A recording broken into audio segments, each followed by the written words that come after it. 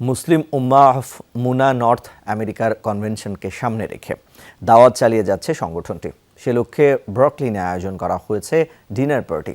3 দিন ব্যাপী এবারের কনভেনশন অনুষ্ঠিত হবে যুক্তরাষ্ট্রের পেনসিলভেনিয়াতে। আয়োজনে অন্তত 50,000 মানুষের অংশগ্রহণ নিশ্চিত করতে চায় সংগঠনটি। আর তাই যুক্তরাষ্ট্রের বিভিন্ন স্টেটে নানা কার্যক্রম আয়োজন করেছেন তারা।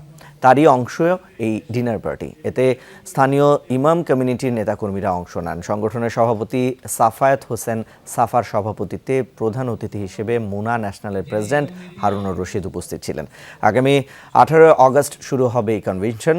বিশেষ অতিথি ছিলেন মুনা ন্যাশনালের এক্সিকিউটিভ ডিরেক্টর আরমান চৌধুরী। বক্তব্য রাখেন বাংলাদেশ সোসাইটির সভাপতি রব মিয়া, নিউইয়র্ক বেলাল মসজিদের ইমাম ও খতিব মুফতি ডক্টর আনসারুল করিম, বাইতুল জান্নাহ মসজিদের সভাপতি হেলাল উদ্দিন, দারুল জান্নাহ মসজিদের ইমাম ইব্রাহিম খলিলুল্লাহ সহ অনেকে।